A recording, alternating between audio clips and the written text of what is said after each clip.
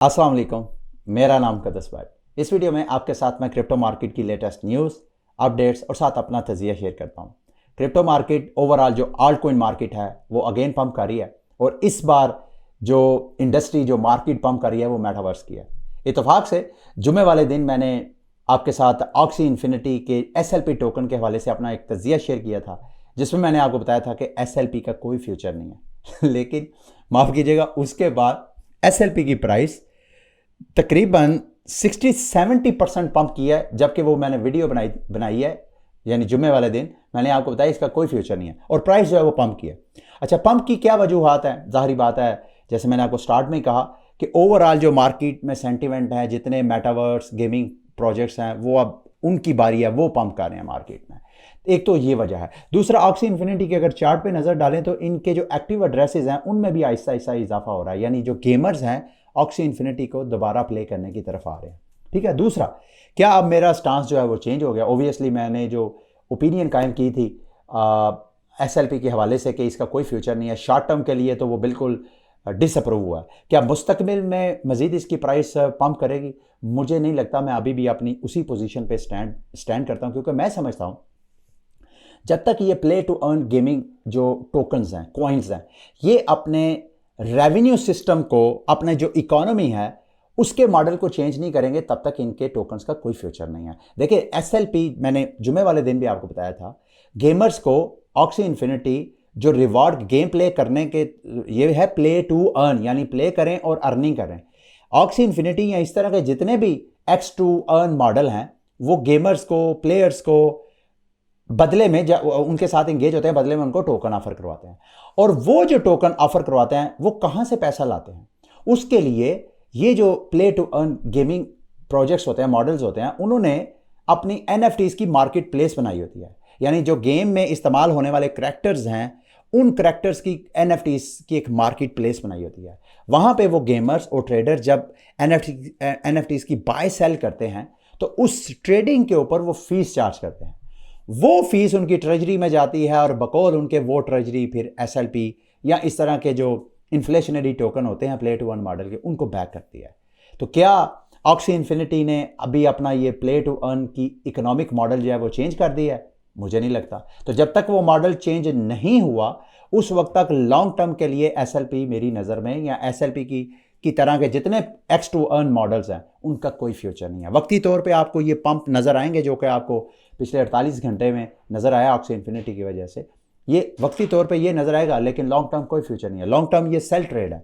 ये उस वक्त तक नहीं होगा जब तक इनका gaming model play to earn से चेंज होके प्ले और अर्न, यानी खेलें, इंटरटेनमेंट लें और साथ साथ अगर मुमकिन हो तो अर्निंग भी करें, और साथ साथ ये जो मार्केट प्लेस से ये अपना रेवेन्यू जनरेट करते हैं उसके साथ साथ कोई और भी रेवेन्यू स्ट्रीम को ऑन करें। लाइक गेम्स के अंदर वो मार्केटिंग कर सकते हैं और बहुत से ऑप्शंस हैं अगर हम प्ले टू अर्न का जो इकोनॉमिक मॉडल है उसको इन्हांस करना चाहें। बल्कि जुमे वाले दिन की अगर आपने मेरी रिपोर्ट देखी है उसमें मैंने इंटेंसिवली केयर किया कि जो बड़े गेमिंग स्टूडियोज़ हैं, रवायती गेमिंग स्टूडियोज़, उसमें से 70% gaming Studios already blockchain gaming industry के साथ किसी न किसी तरीके से जुड़े हुए हैं। ठीक है, हम मार्केट की तरफ आते हैं। BTC की प्राइस हफ्ता जो है, आज पहला दिन है हफ्ते का, मंडे। एक तो इस मंडे की जो मेजर अपडेट है उनमें से मेरी नज़र में तो FOMC की मीटिंग है 1 नवंबर को जो हो रही है, उसकी वजह से मार्केट आपको पंप होती हुई नज़र आएगी। और 1 नवंबर की वोलेटिलिटी के ऊपर आपने बी वेरी केयरफुल अगर आप ट्रेडिंग वगैरह ले रहे हैं। अगर तो अमेरिका अपनी मॉनेटरी पॉलिसी में इंटरेस्ट रेट को बढ़ाता है तो एन मुमकिन है कि BTC की प्राइस, जो कि इस वक्त जब मैं वीडियो रिकॉर्ड कर रहा हूँ 34,600-700 के ऊपर, वो नीचे करेक्शन कर सकती है 32,000 की रेंज में। और अगर इंटरेस्ट रेट को पॉज रहता है तो फिर मार्केट में ऐसा कोई खास इंपैक्ट मुझे नज़र नहीं आता। मेरा एनालिसिस है, गलत भी हो सकता है। और इंटरेस्ट रेट को कट लगे, जिसके चांसेस मुझे कम लग रहे हैं, अगर इंटरेस्ट रेट को कट लग जाता है तो BTC की प्राइस एक और आपको बड़ी कैंडल बनाती हुई नज़र आ सकती है। अच्छा, FOMC की मीटिंग के अलावा BTC अक्टूबर का महीना ऑलमोस्ट एंड होने वाला। आज 30 अक्टूबर है और कल 31 और उसके बाद परसों 1 नवंबर हो जाएगा। अक्टूबर का ये महीना जब स्टार्ट हुआ था तो 1 अक्टूबर को सारी क्रिप्टो मार्केट जो है वो पंप की थी।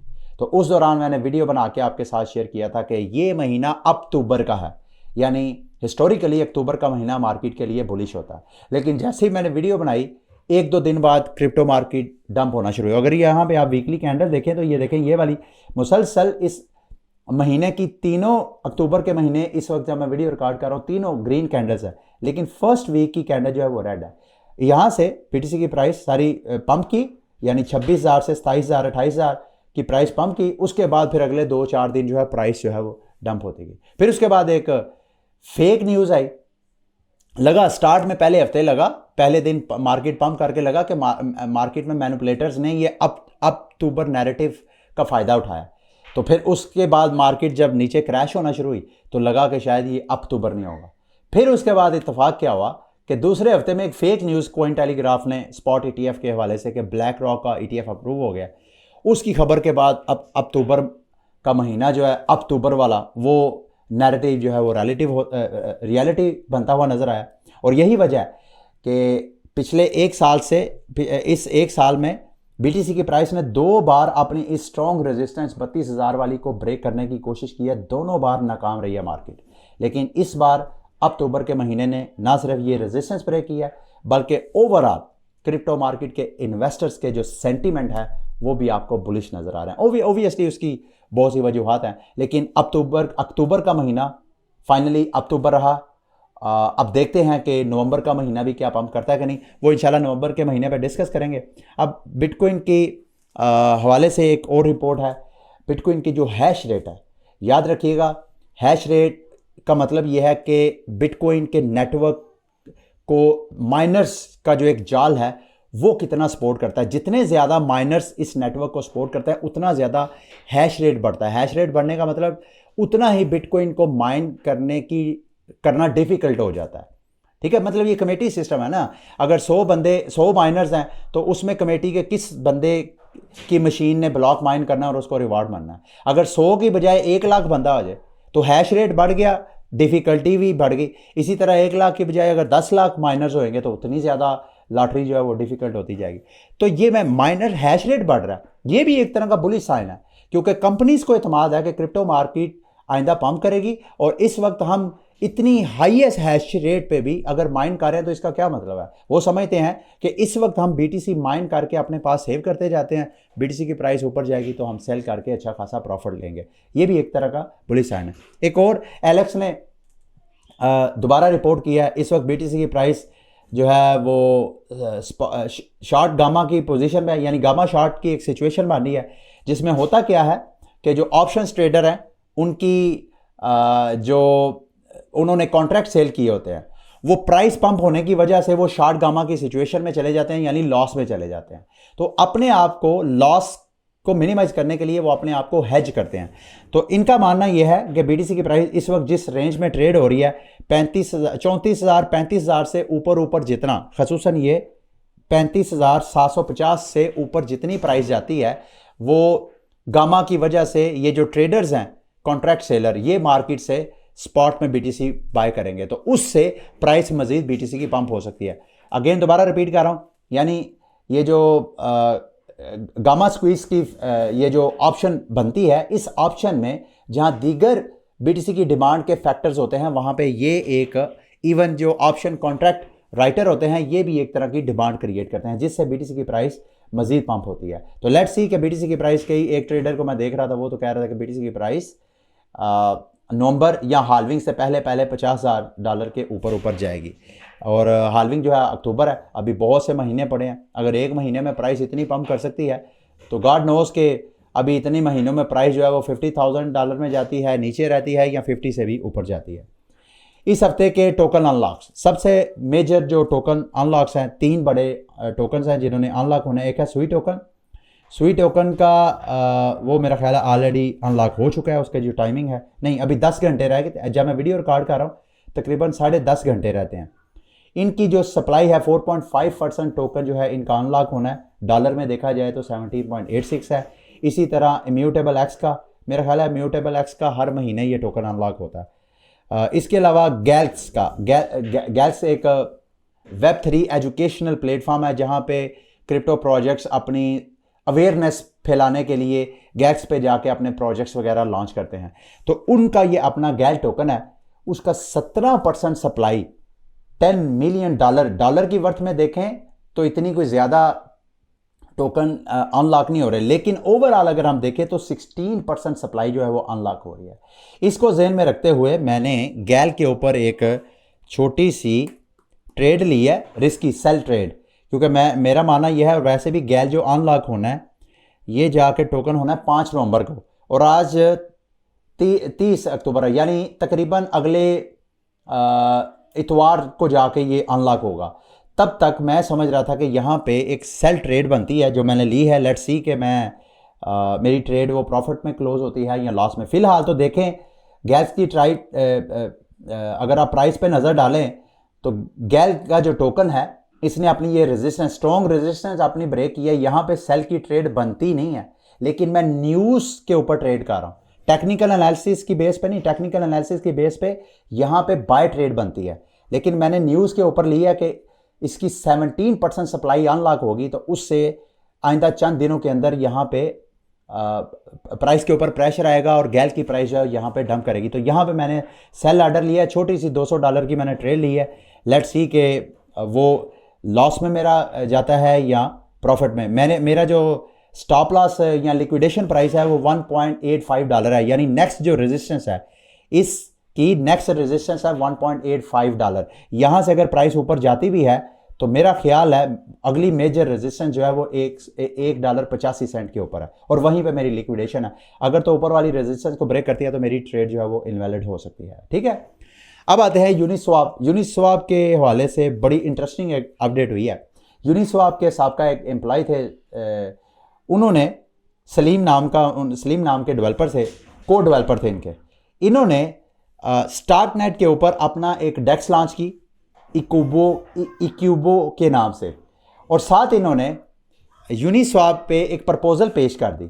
इनको कहा कि आप मेरी ये जो स्टार्कनेट का प्रोटोकॉल है इसके 20% जो शेयर्स हैं वो बाय करें, यानी आप तकरीबन जो अमाउंट बनती है को $12 मिलियन की वर्थ के यूनिस्वाप के टोकन है, वो ट्रेजरी से, यूनिस्वाप की ट्रेजरी से वो $12 मिलियन इनके इक्यूबो प्रोटोकॉल में इन्वेस्ट किए जाएं। इक्यूबो प्रोटोकॉल अपना गवर्नेंस टोकन लॉन्च करेगा और वो यूनिस्वाप की ट्रेजरी में वो आ जाएंगे, और इस तरह ये दोनों आपस में कोलैबोरेट करेंगे डेक्सेस। ये बिल्कुल एक तरह का यूनिक आइडिया है। अगर आप देखें तो फिलहाल इसके ऊपर यूनिस्वाप डाओ के ऊपर ये वोटिंग हो रही है, तकरीबन 63% ने वोटिंग फिलहाल इसके हक में दी है जब मैं वीडियो रिकॉर्ड कर रहा हूँ, क्योंकि ये किसी भी वक्त चेंज हो सकती है, और 36% ने इसके अगेंस्ट जो है वो वोट डाला है। अगर ये हो जाए तो ये भी एक तरह की यूनिक अपडेट होगी। अगर हम यूनिस्वाप के चार्ट के ऊपर नज़र डालें तो अली चार्ट को मैं देख रहा था, इनका मानना यह है कि यूनिस्वाप के यहाँ पे बुलिश होने के चांसेस हैं। उसकी वजह यह है, इनका मानना यह है कि 87% से ज़्यादा यूनिस्वाप के जो होल्डर्स हैं वो अंडर वाटर हैं, आउट ऑफ द मनी है, यानी वो लॉस में हैं। तो ऑलरेडी यूनिस्वाप के जो सेलर हैं वो थक चुके हैं। और यहाँ पे अगर आप यूनिस्वाप का चार्ट पे जायज़ा लें तो मैंने बल्कि अपना ट्विटर अकाउंट में, अगर आप मुझे फॉलो कर रहे हैं तो वहाँ पर भी मैंने अपना एक टेस्टिंग पेपर ट्रेडिंग के लिए अपना एनालिसिस शेयर किया आप दोस्तों के साथ। मेरी नज़र में यूनिस्वाप की यहाँ पे बाय ट्रेड बनती है, क्योंकि यूनिस्वाप ने बार बार अपनी इस सपोर्ट, ये जो सपोर्ट बनती है तकरीबन $4 की, बार बार इसको टेस्ट किया और बार बार इस सपोर्ट को मेंटेन किया है। अभी भी अगर आप देखें तो यूनिस्वाप ने अपनी इस सपोर्ट को अभी भी मेंटेन किया और यहाँ से प्राइस जो है वो ऊपर पंप हो रही है। मेरा मानना यह है कि यूनिस्वाप की प्राइस, अगर ये वाली रेजिस्टेंस, फर्स्ट इसकी रेजिस्टेंस है, ये जो एक डिसेंडिंग छोटा सा एक लोकल प्राइस एक्शन, एक पैटर्न बना हुआ है, ये जैसे ही यूनिस्वाप की प्राइस $4.35 को अगर ब्रेक कर जाती है तो ये वाला इनवैलिड हो जाएगा, और यहाँ से फिर यूनिस्वाप की प्राइस जो है मजीद ऊपर आपको पंप होती हुई नजर आएगी। अगेन जैसे मैंने कहा कि ये मेरी कोई ट्रेड वगैरह नहीं है, लेकिन ये पेपर ट्रेडिंग के लिए यहाँ पे एक बाय की ट्रेड का सिग्नल मैंने दिया था अपने टेलीग्राम चैनल के ऊपर। अगर आप टेलीग्राम चैनल को फॉलो नहीं कर रहे हैं तो मैं आपको रिकमेंड करूंगा वहाँ पे आप मुझे फॉलो करें। टाइम टू टाइम मैं न्यूज़ वगैरह शेयर करता रहता हूँ, कोई सिग्नल वगैरह पेपर ट्रेडिंग टेस्टिंग के लिए वो भी आपके साथ शेयर करता रहता हूँ। ठीक है, अब मार्केट की रैंडम न्यूज़ की तरफ आते हैं। कहने को ये रैंडम न्यूज़ है, लेकिन मेरी नज़र में ये बहुत दूरस्थ नताइज वाली न्यूज़ है। सऊदी अरब ने एक बहुत बड़ा प्रोजेक्ट लॉन्च किया है नियोम के नाम पे। अगर आप गूगल पे सर्च करेंगे इस हवाले से आपको बहुत इन्फॉर्मेशन मिलेगी। यानी सऊदी अरब अपना एक उनका एरिया है समुंदर के करीब, नियोम उसका नाम है, वहाँ पे वो फ्यूचरिस्टिक एक डेवलपमेंट करने जा रहे हैं। बिलियंस ऑफ डॉलर वहाँ पे सऊदी अरब इन्वेस्ट करना जा रहा है। उन्होंने यूएई को देखते, मिडल ईस्ट में इस वक्त जो क्रिप्टो इस वक्त बूम कर रहा है, उसको देखते हुए सऊदी नियोम के ने पार्टनरशिप की है एनीमोका ब्रांड्स के साथ। एनीमोका ब्रांड कौन है? जो कि मेटावर्स और गेमिंग में बहुत पॉपुलर है, वेंचर कैपिटलिस्ट एक फर्म है। उनके साथ पार्टनरशिप की है for regional Web3 development.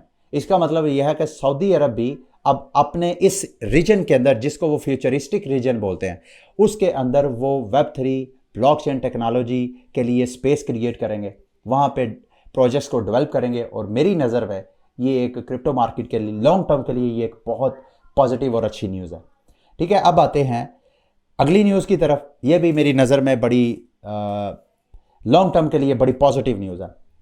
Singapore government ने जापान के साथ, स्विट्ज़रलैंड के साथ, यूके के साथ और चंद और कंट्रीज़ के साथ मिलके पार्टनरशिप की है और पॉलिसी बना रहे हैं कि कैसे वो अपने रियल वर्ल्ड एसेट्स को टोकनाइज करेंगे।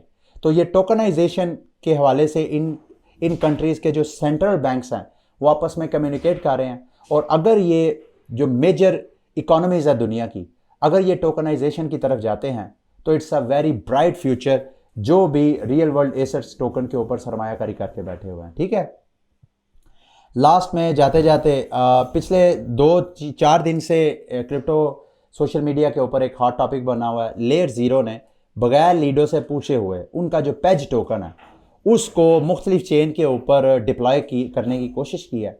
उनका अपना एक ओमनी चेन, कुछ इस तरह का OFT ओमनी चेन, इस तरह का उन्होंने कोई सिस्टम डेवलप किया कि आपने एक चेन से टोकन दूसरे चेन में अगर लेके जाने हैं तो आप उस चेन जहाँ से आपने मूव करना है वहाँ से टोकन बर्न करें और दूसरी चेन जहाँ पे आपको वो टोकन चाहिए वहाँ से आप मिंट कर सकते हैं। ये बगैर लीडो से पूछ के इन्होंने ऐसे किया। तो फिलहाल जो बड़ी बड़ी लीडो के इन्वेस्टर्स हैं, बड़ी बड़ी कंपनीज हैं, प्रोटोकॉल्स हैं, उन्होंने एक ओपन लेटर लिखा है, एतराज़ किया कि भाई ये सिस्टम सही नहीं है, आप लीडो के जो डाओ हैं वहाँ पे ये ओपन रखें ताकि हम सब अपनी अपनी राय का इजहार करें। और साथ ही इन्होंने अपना सोल्यूशन भी पेश किया। ठीक है, ये थी क्रिप्टो मार्केट की लेटेस्ट न्यूज़ अपडेट्स वगैरह। उम्मीद है मेरी आज की वीडियो भी आपके लिए इन्फॉर्मेटिव रही होगी। अगली वीडियो तक के लिए मुझे इजाज़त दें। अल्लाह हाफिज़।